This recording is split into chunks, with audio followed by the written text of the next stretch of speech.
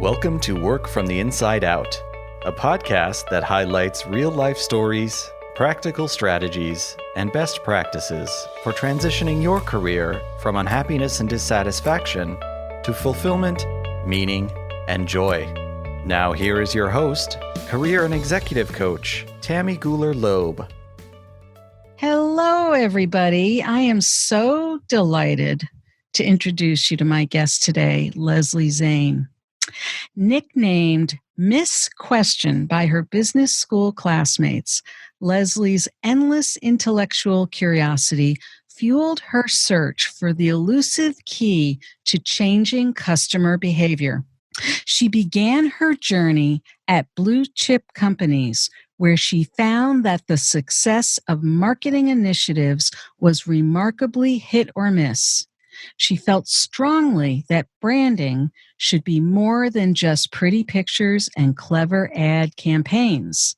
If it doesn't build sales, why do it? So she struck out on her own and founded Triggers, the first woman-owned brand consultancy, with the express mission of increasing top-line revenue for her clients consistently. Over the past 25 years, the company has developed a track record of accelerating growth through its unique expertise in changing brand preference at the instinctual level. Leslie received her BA from Yale University and her MBA from Harvard Business School. A TEDx speaker, she has been published in the Harvard Business Review, Knowledge at Wharton, MIT Sloan Review, Forbes, Ad Age, CMO.com, Barron's, and her recent perspectives on driving business growth during COVID were just published in Newsweek. Leslie is also applying her knowledge about instincts to help companies understand the roots of bias. It's a busy schedule, transforming brands, changing the world, and spending time with her husband and their two sons. Just don't ask her to explain their brains. Despite a lifetime of studying minds, theirs remain a mystery to her. So please join me in welcoming Leslie Zane. Hey, Leslie. Thank you so much for having me, Tammy, and thank you for that lovely introduction. I appreciate it. Well, I especially like the part about your husband and sons. That I could definitely join you in that. There are some brains I will just never figure out, and those are three of them. And that's part of the sweet mystery of life, right? Absolutely. Absolutely. Well, Leslie, as you know, work from the inside out. We talk a lot about the kinds of transitions and changes and decisions that people make over the course of their careers and their professional lives. And I know that you have done a number of different things throughout your career, and you're still in the middle of moving and shaking things. But take us back to some of the earlier years. What were some of the earlier years like? Or, I don't know, did you have any dreams as a child or high school jobs or anything like that? But what were the beginnings like for you? I think if I really go way back to being a kid in high school, I was always very creative. And a funny thing, I used to draw the posters for all of the events in the high school. Oh. And I would create these clever slogans, and I would actually put, very sort of symbolic visuals that went with them and matched the verbiage perfectly. And I did those. They were hung throughout the entire school. And so I think there was a part of me that was always focused on how do you communicate and how do you communicate in a way that's breakthrough, that stands out, and that actually connects with people. I think I was kind of doing that naturally from an early age. And I recently found out that my father was in military intelligence in the Korean War. Wow. And so his job was to translate English to Russian and Russian to English, sort of propaganda. He was, translating the Russian propaganda back into English and English propaganda into Russian so that it could be sent to our enemies. Wow. And so in a way, I'm kind of doing what my father was doing, but just for a different purpose. Yeah, a little bit different, but Runs in the family, I guess, figuring out how to communicate things wow. in the most effective way. Wow. So those posters and slogans and things you were doing in high school, did that inspire you when you went off to college? Did you have your sights set on a particular major when you went off to Yale, or what? How did that translate? I didn't have a goal in mind. I didn't know what I wanted to be. Mm, Um, but I was aware of the fact that I was unusual in that I had a very analytical side and I mm, had a very creative side. uh-huh. And I was never satisfied to only do one. So I double majored at Yale in economics and art history, How about that? which was perfect for me. Yeah. There was the sort of the businessy side, understanding the world and what the drivers and factors were, supply and demand, and all that kind of Yeah. stuff. And then there was art history, which fulfilled me. I'd say probably more emotionally, and I was really good at interpreting different paintings and works from all different periods of art history. And I recognized early on that visuals had meaning, and understanding what that meaning was important. Wow. And you could be intentional with that as artists are. Huh. And so certainly a lot of that is things that we use in my business, today. 'Cause Yeah. we spend a lot of time focusing on imagery. Huh. Now, did you go right on to business school right out of undergrad, or did you take some time in between? I worked in between. I had my first job after Yale was Bain and Company, the Ah, top management consulting firm. That was a really great first job to have, because what they do there is they teach you to always make things better. So, whatever the business situation is, how do you improve it? Even if it's doing well, there's still ways to make it better. And that fit with my own personal lens anyway. hmm.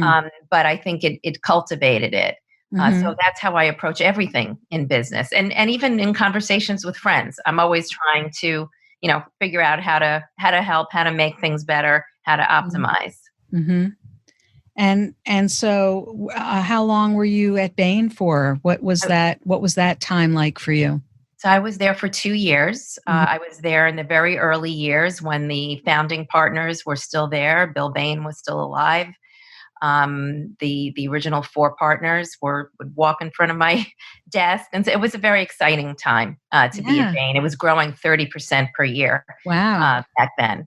And then the typical thing was for a research associate at Bain to then go on to business school. I see. And so I from there I went to Harvard Business School. I see. And did you have any aspirations or ideas about what going to business school would mean to you at that point? I mean, I sat in on a lot of classes with friends from Bain who were Oh, senior to me, so I got to see what they were learning, and I thought it was fascinating. It was very intimidating. I don't know if you know what a Harvard Business School classroom looks like, but there's 90 people in each section, and the classrooms are shaped like an amphitheater. uh-huh. So it's got rows like semicircular rows that kind of keep going up, Yeah. and then all of a sudden the professor calls on you uh, to open the case, and everybody gets called on at least once, if not more. But you never know when you're going to be called, which Right. is why you have to be prepared all the time. Right. But I could just hear my heart beating, Uh-huh. outside of my chest. What to have to speak in front of those 90 people. Wow. Makes you be prepared, though, that's for sure. I went to business school at Boston University, but we used all the Harvard Business School cases. So I remember using those cases were amazing. They were really great. The case study method is excellent, Yeah. because instead of being taught from a textbook, Right. which is going to kind of teach you a bunch of rules or principles, you're applying it all the time, and that's what business is like. And by the way, a lot of times the decisions that you make are somewhat subjective. You Yeah. only have some data. You don't have all the data, Right. and Right. that's how these case studies are structured. They're not. There's no right and wrong answer. It's just Yeah. what the best case you can argue based on the information you're given. Yeah.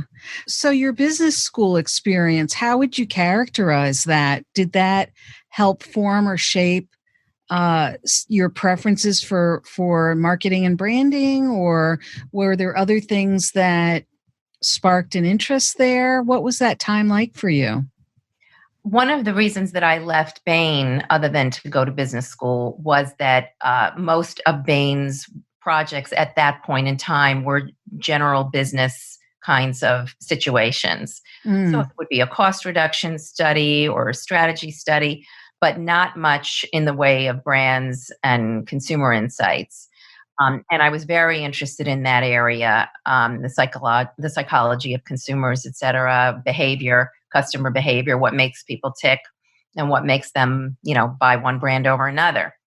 And so when I left Bain, when I left Harvard Business School and I was looking for my next job, mm, I very much was looking for something in marketing. And I went to a series of different blue chip marketing companies, as you mentioned earlier. I worked at Procter and Gamble, I worked at Johnson and Johnson, I worked at Avon, I worked at Revlon, and I learned a ton at those places. But I also saw the limitations. And I think what really did surprise me was that here I was at some of the top companies in the world that are really supposed to know marketing backwards and forwards and know what works. yeah. And a lot of the marketing initiatives did not work. Really? And that really, That's interesting. I mean, because yeah, you worked with, you worked for several different companies. They are all brands that are totally recognizable. And and I would imagine that you had a variety of different roles in each of these companies, or yeah. I started out as a brand manager and then worked my way up. But what I saw consistently was that the organization as a whole Hmm. wasn't really sure which things worked and which didn't, Oh, until after the fact. And the principles that we had, that we were working with and that we were trained on very much came from a period 50 years earlier. It's really the Mad Men era is when the marketing principles were born that people still use today. wow. And so I, because I had that orientation from Bain, I guess, and maybe partly just from within myself that I always wanted to make things better. I felt compelled to find a way to drive consistent growth. And I felt that there had to be, there had to be a better way, so that you could get, consistent revenue growth every single time, not just, once in a blue moon. So it sounds like your experiences at each of these companies was more like a trial, and like there were some educated guesses that were going into it, but they never knew whether it was effective until after the fact. And you really wanted to implement more drivers that you wanted to apply. It sounds like more of an intuitive approach of saying we believe we have knowledge that can tell us what might work. Right. I wanted a process. Ah, First thing that I did when I started my company in 1995. Well, yeah, actually, let me take you back for one yeah, second. Let me yeah. take you back because I didn't make that change from inside the corporation to having my own company easily. Okay, yeah, let's talk about Yeah, that a little bit. Yeah, because yeah, that's a big jump, right? it's a big jump. And I will be the first to tell you that I had to go see a therapist. Um, Oh, because I really felt like I was, um, in a way, I was almost like disappointing myself. Like I was supposed to climb the corporate ladder. I was supposed to become a chief marketing officer. I'm supposed to. And so it was a very difficult move for me. I also had a whole bunch of people like speaking in my ear telling me that most new companies don't succeed and that I'm not going to be able to do it and I'm a woman and it's going to be really hard and all that kind of stuff. So I went to see this therapist who had come very highly recommended.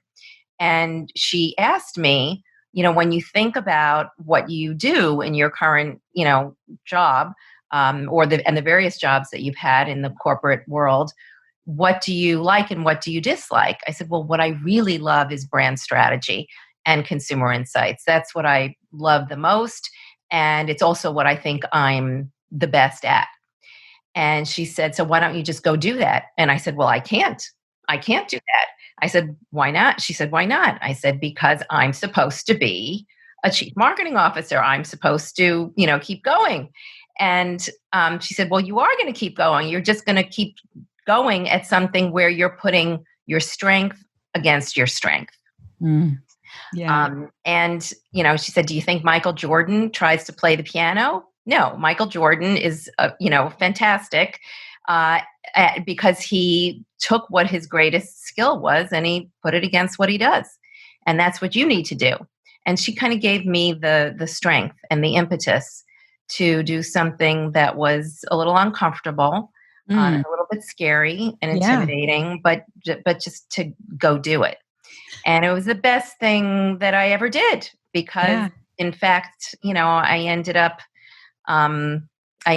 really making some huge discoveries in the area of customer behavior, and have had my company now for 25 years. But that was the moment, the big transitional moment for me. Is trusting myself to do that. Yeah.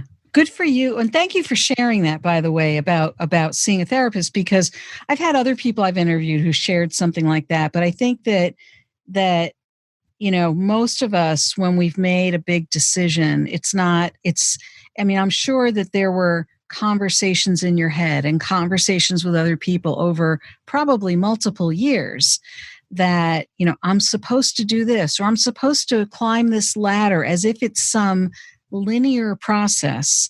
And then I'll be a CMO and I will have arrived.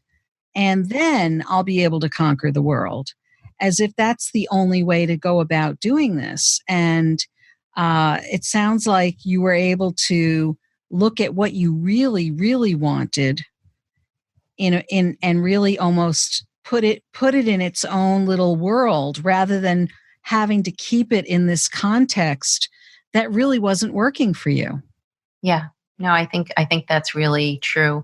I really do believe that everybody is gifted at something. I think everybody has a standout thing, within them that they can give to the world, that can be very fulfilling for them. And it takes some of us longer than others to find what that thing is, but I do believe that everybody has something to offer. So I don't think it's just what I wanted. It was also something I was good at. And I think it's the combination that she was trying to tell me was the key to success. I was really good at it, and it was something I really wanted. Right.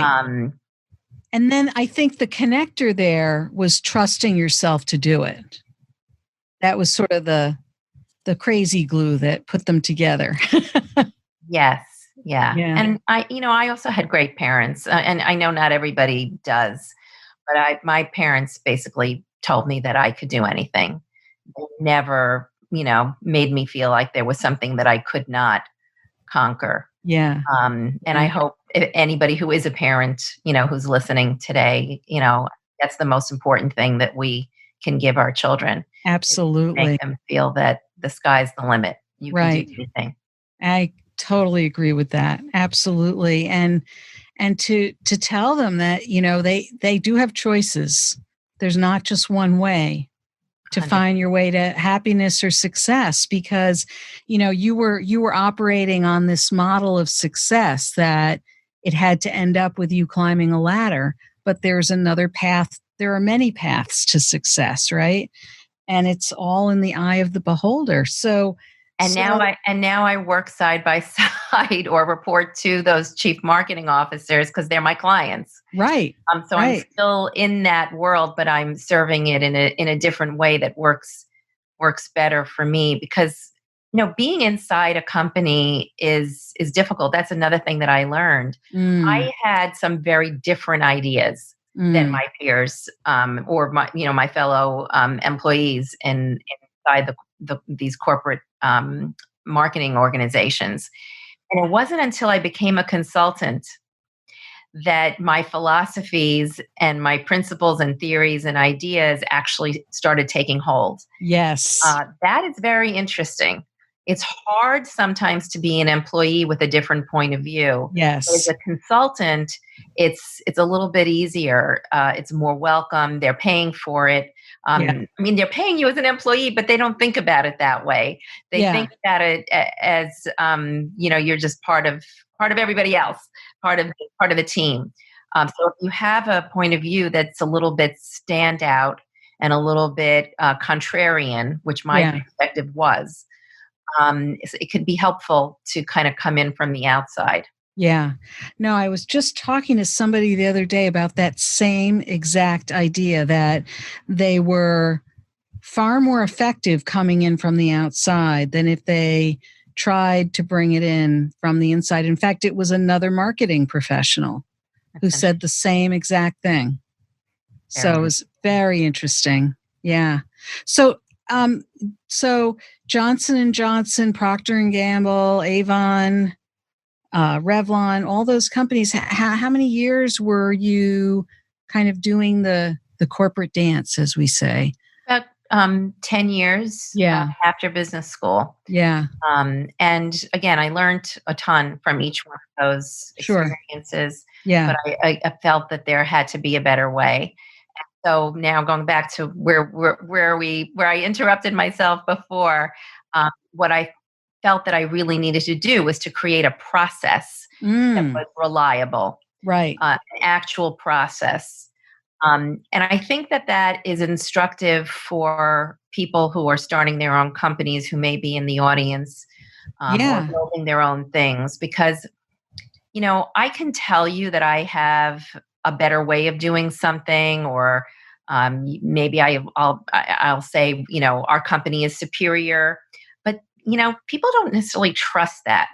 Um, but what they do trust is a process that you do over and over and over again, and mm-hmm, develop a track record around. mm, It's something tangible yep, that I think can be really helpful to people. So whatever you do, whatever company you're working at now, or thinking of starting, if you can kind of create a proven process that does something better, a best practice, so to speak, mm-hmm, try selling the process more than even than the results. If you right. know what I mean? I love that. I really do. And I could even see that working well. I think from a point of view of a company and bringing that to another company, providing a service, consulting to another company, I could even see that at the individual level. Somebody who is trying to uh, sell themselves, so to speak, as a candidate to a new employer and talking about even the way in which they think or go about solving a problem. What processes do they use, or how do they think about things? It's sort of like, well, actually it makes me think about branding, Yeah, come to think of it, because what I often will say to people, or say to my clients is, don't just tell people what you do, tell them who you are when you're doing it or how you're doing it. So it's sort of that process piece, like give them a feel for what they're going to experience when you're doing it. And I think that process piece is key to that, because it really helps people feel that experience. It yeah. brings them closer to it. Yeah. So I'll share a couple things. So first of Yes. all, our process is called the triggers process, Yes. and we started using it right away. And it's really about finding the codes and cues that connect with human beings on a subconscious level. Mm. and make the brand expand in the mind so that it gets chosen. We saw that this was working like right away.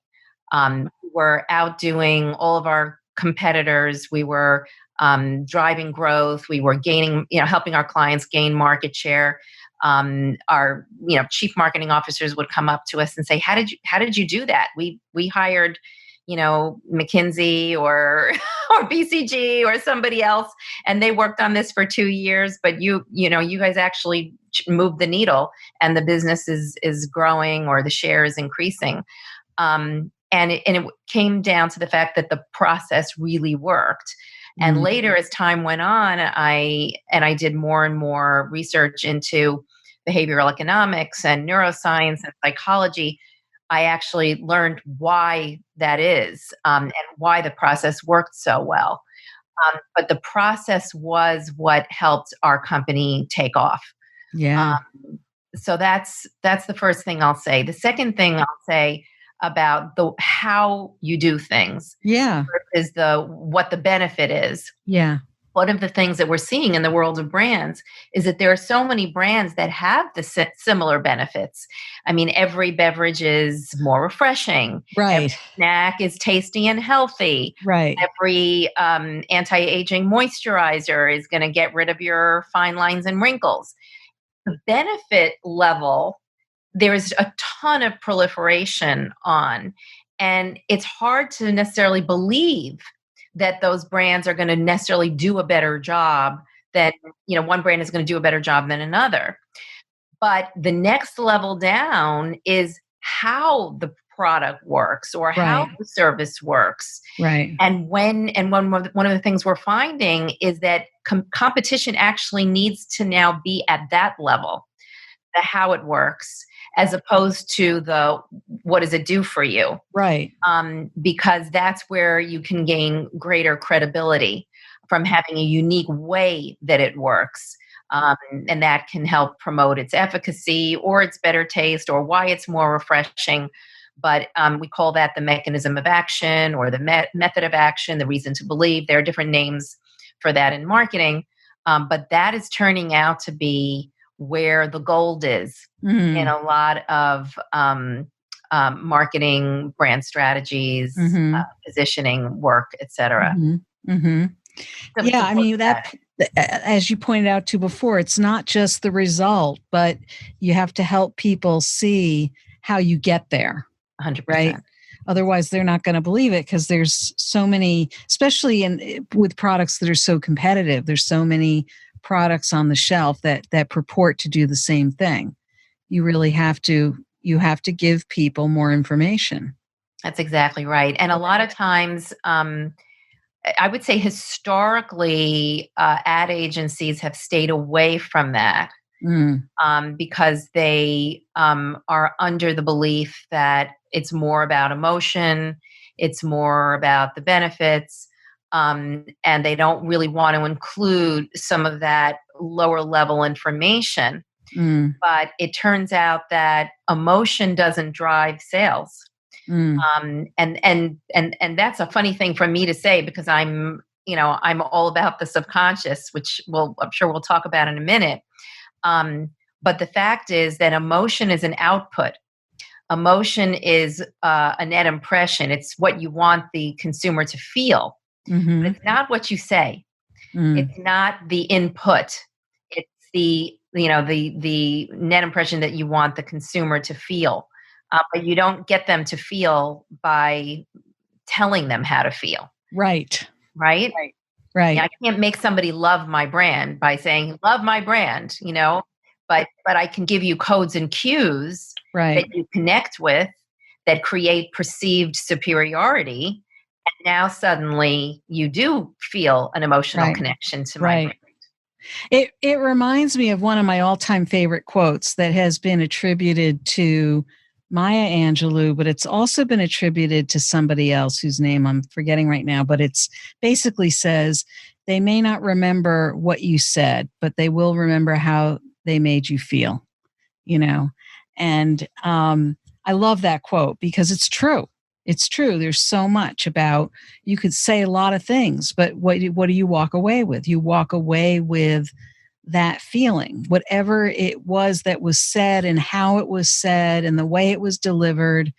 And, and it could be that you were given a lot of information. You may not even remember the information, but you will remember that somebody bothered to give you the information. And there's that kind of respect for your intelligence that leaves you feeling respected as a 100%. consumer, right? 100%. Couldn't agree more. Yeah. So I can see that applying to people in all kinds of contexts. That's fascinating. So yeah, I mean, I remember when we did our little pre-interview conversation before we came here today, when we talked about the triggers process and how you've developed that. And, think about the level of depth that you've gone to with your research and developing that over the years, and how I'm curious, when you work with a new client or you bring a new client on board, I can imagine that even sharing the nature of the process with them would leave them feeling more engaged, just by understanding how you've developed this. Yeah. And I think more secure, because they know that it's a process that has been used over and over and over again. Mm-hmm. And so that, I think, gives people a sense of trust, and confidence. But I do think it applies to so many things. Yeah. Yeah. So rewarding. Yeah, definitely. That's exciting. So there's another term that you've used with your work that I think ties in beautifully with this, the brand connectome. Can you tell us a little bit about that? Sure. So it turns out that really all a brand is an ecosystem of associations or memories, you could call them, that have gotten glued to your brand over time and kind of like stuck there. Mm. And they accumulate over time, some going back as far as childhood. So if you think about, the McDonald's brand, for example, Mm-hmm. you have everything in there from the Golden Arches and Ronald McDonald, to all the different experiences that you've had going there. Maybe you had a favorite aunt or uncle who took you when you were little, who took you there. So these accumulated memories are really what a brand is. And we call that ecosystem the brand connectome. And every brand has one. And quite frankly, every person has one. Mm. Even, Joe Biden has one. Right. And the president of the United States has one. And the various parties have a brand connectome. Everything has a brand connectome. Right. And you, Tammy, have one, and I have one. And it turns out that you can dig into the subconscious and pull out the associations for your brand connectome, and you can examine them. And understand what the barriers and drivers are that are responsible for either holding back your growth or for driving your growth with new customers. So what we do is we examine this brand connectome in the mind of our current users, the current users of a brand that we're working on, as well as competitive users that aren't using the brand or might be light users of the brand. And we want more of their purchases. So by looking at their brand connectome, we can immediately see why they're not as loyal a user as the current consumer. And really, it's usually two things. They either have fewer positive associations overall, so it's just a less robust brand connectome, or they have more negative associations about the brand that are holding people back. And there are really two simple principles behind growing brands. One is you have to have the largest footprint in the subconscious. So your brand has to have more physical territory. It needs to span more physical territory than your competitor's brand connectome. So Mm-hmm. larger footprint, which makes it more salient in the mind, which is what makes you go reach for it instinctively at the shelf or on Amazon or wherever you're buying. Right. And then the second thing that you need to do, the second big principle, is you need to have a higher ratio of positive than negative associations. More positive, as few negative associations as possible. And you have to, and as you gain negative associations, which every brand does over time, because Mhm. negative things happen, you have to constantly prune those and replace them with positive associations. Mm. It's almost like a brand is a plant. It's a plant that's growing, and it Yeah. grows from a tiny sapling that you plant. It starts to take root in the brain. And as you feed it the soil and the water, which I would call the positive associations, it grows and grows and grows and hopefully blossoms into a full grown tree. And the moment at which your canopy, the tree of your brand, Mm-hmm. is larger and overshadows the tree or the canopy of your competition, Mm-hmm. that's the moment that you instinctively reach for the brand that we're talking about, the brand that you want them to reach for. When people go to the supermarket, let's say they're standing at the orange juice aisle, they don't stand there. Have you ever seen somebody stand there and contemplate the 30 different kinds of orange juices? And No. that this one has these benefits and this one has these. No, you don't do that. You just reach Right. and you reach instinctively over and over and over again on every shopping trip. That is the holy grail in marketing. Instinctive brand preference. Yeah. That is what you want to do. Yeah. So for if you're launching a new brand, if you're working on an existing business, you want to get instinctive brand preference to happen so that it's unconscious, Mm. because you don't actually consciously make your brand decisions. You just reach. And by the way, it's your brand connectome that's dictating what you reach for. You just don't know it. Yeah. Wow. I didn't know that. So, when you work with a client, it sounds like you must have clients that you work with for years. Then that just there's an ongoing relationship, and because I would imagine that even though you are taking what sounds like with your process a very proactive approach to everything, you still there's some elements of we're still trying to refine things and see what's working and what the outcomes are. And so I could imagine that these are relationships that last for a long time with many of your clients. Would that be accurate? Yes, that is true. We have a 95% repeat rate.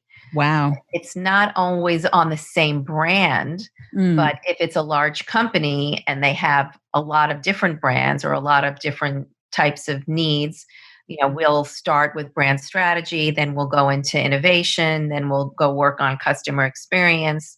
We might work on packaging, we might work on a brand book. So there's a lot of there's a lot to do. Yeah. To your point. But the other point that you're making, which is a really good one, is that brands are a work in progress in the same way that people are a work in progress.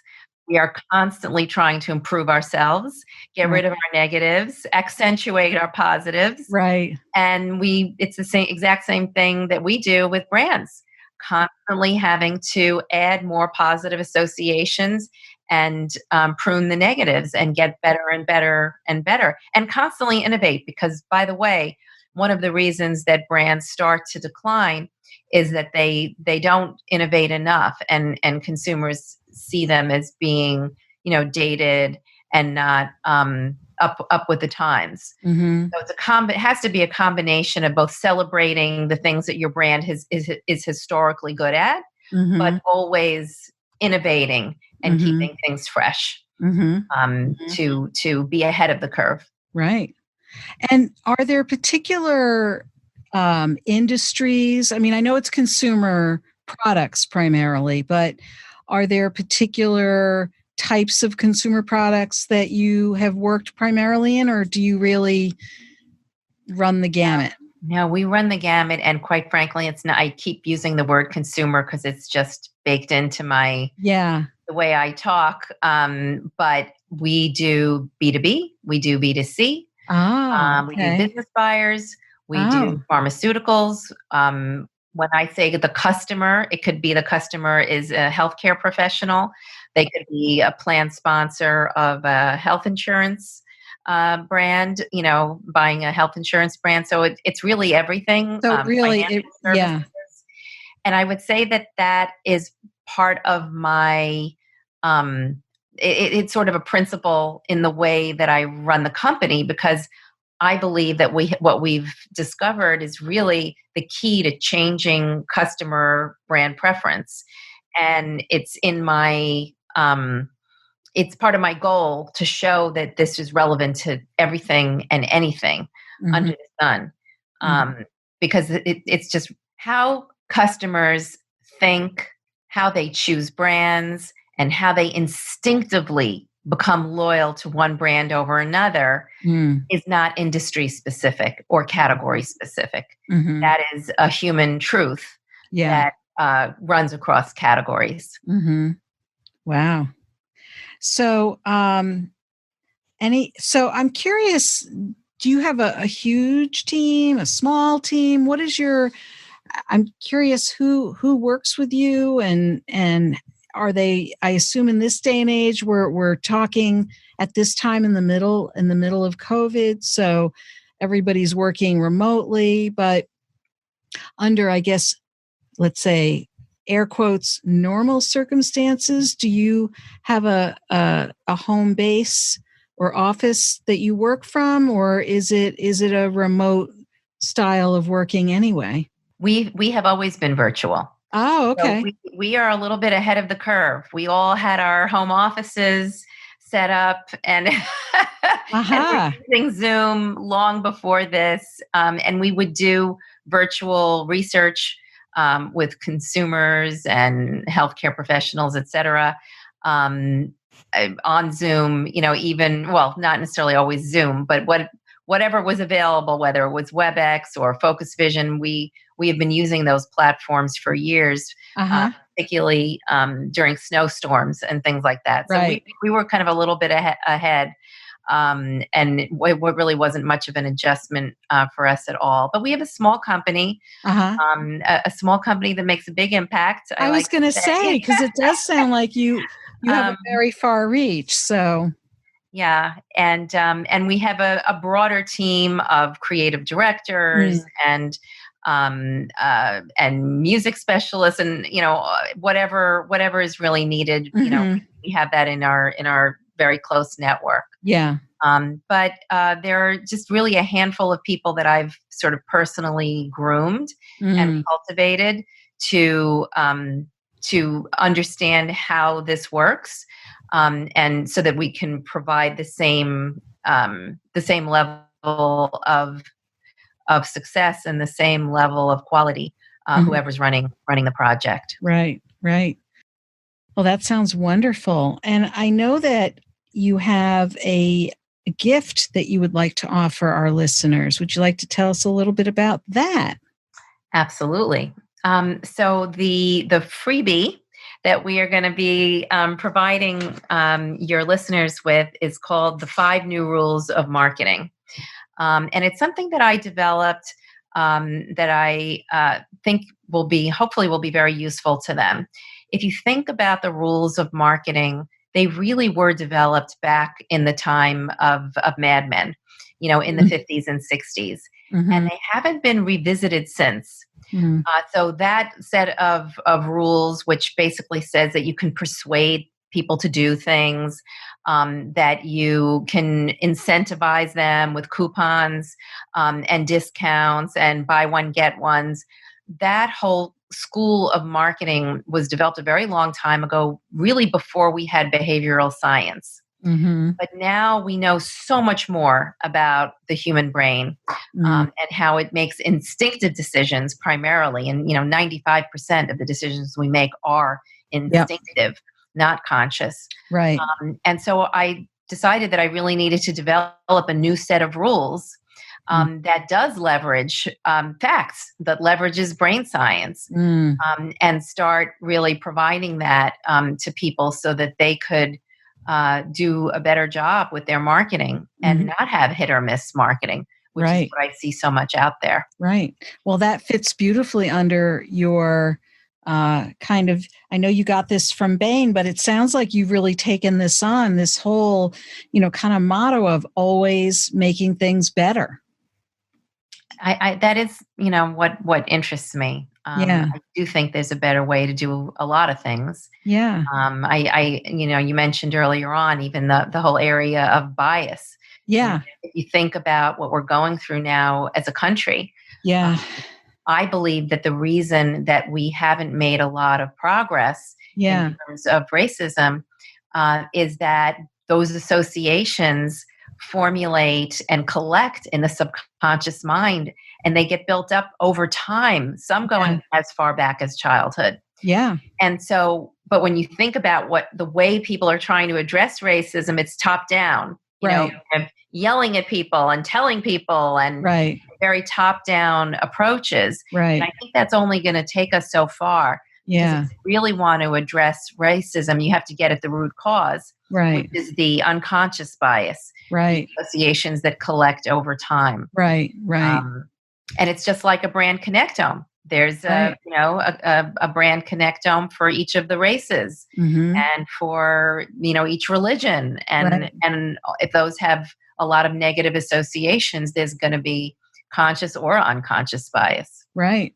Well, and that's a whole, boy, that could be a whole nother conversation. I love that you touched on that though, because it is something that is so pertinent to what we're dealing with, not just now. I mean, I think it's just come to the surface now. But it does. Can you imagine if you could apply the triggers process to unconscious bias? That could be a whole new division of your company. Yes. Well, funny you should mention that. Well, tell me. Because we have created a process around that. And we're just starting to talk to companies about offering that to them. So stay tuned. I'm so glad you mentioned that. Because that's very exciting. And not that everything else you talked about isn't exciting, but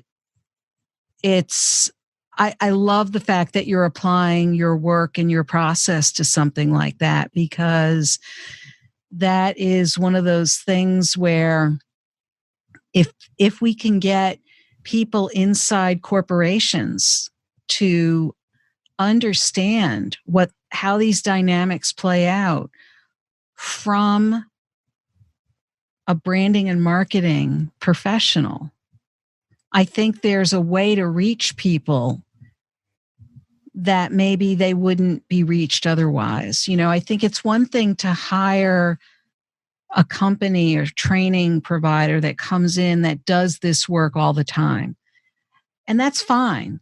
But to have a company like yours come in with a model around that, and to sort of say, this has a parallel in some ways to when we talk about, the subconscious instincts around branding.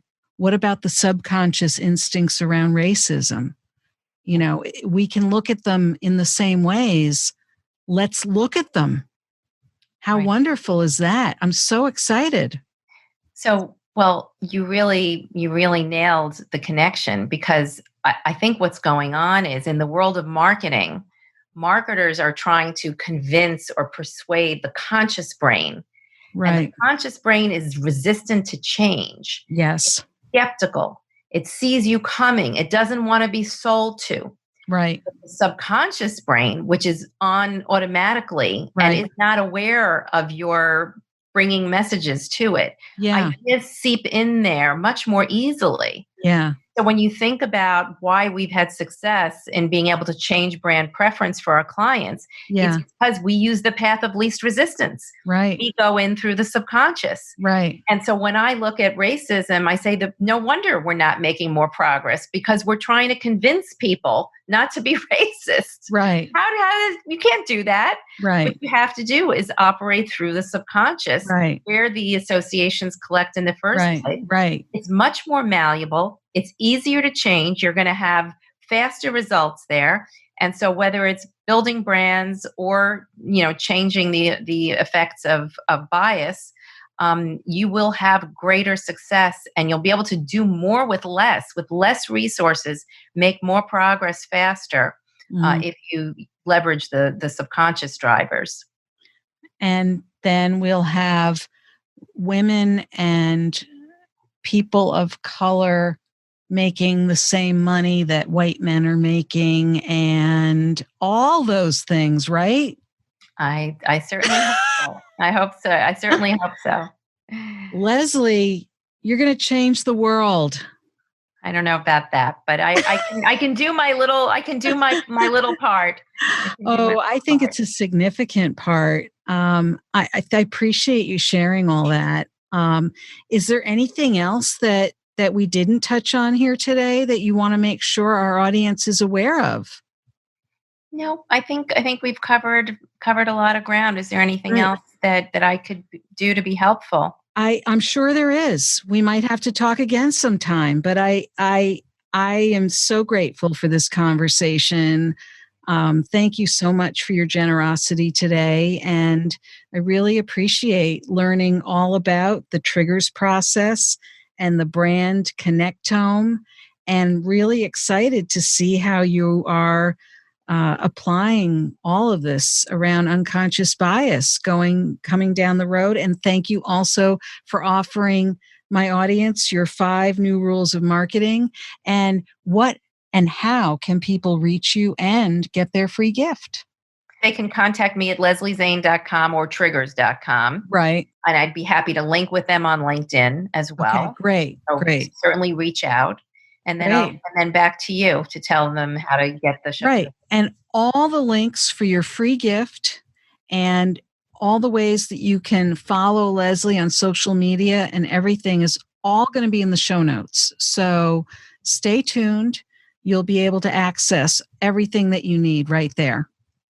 Thank you, Leslie, so much again for being on the show. Thank you for having me, Tammy. This has been such a pleasure, and you were a terrific interviewer. It was a pleasure chatting with you. Thank you. Thank you. I hope you enjoyed my interview with Leslie Zane. It was so interesting to speak with her to learn about her professional journey and her models for marketing. What is your key takeaway from our interview? If you are interested in any of the resources or links mentioned in today's podcast, you can find them on the blog page of my website at www.tammygoulerloeb.com. Just look for episode 096. Are you thinking about what your next professional move is going to be? Perhaps there was a thought or idea that was sparked by listening to today's podcast that you'd like to put into motion in your life. Or perhaps you're feeling just a little stuck. Get specialized group and individualized support, insights, and accountability from a brilliant mix of professional women in a safe, non-judgmental creative space. Join one of my small hybrid mastermind coaching groups, starting on a rolling basis. You can learn more at https://bit.ly/navigating career change. If you were inspired by this episode with Leslie, please share it with your friends and colleagues. And don't forget to subscribe so you don't miss next week's show. Remember, subscribing is always free. Are you enjoying the podcast? I'd love to read your review on Apple Podcasts. It's easy to find through my website at www.tammygoulerloeb.com/podcast. Just click on the Apple Podcast button and follow the instructions provided there. Thanks so much for listening. And remember, It's never too late or too impossible to increase your sense of fulfillment and satisfaction in your work and other meaningful activities. Let me know how it's going for you. And who knows, maybe you'll be my next interview on this podcast. Bye for now. Thank you for listening to the Work from the Inside Out podcast.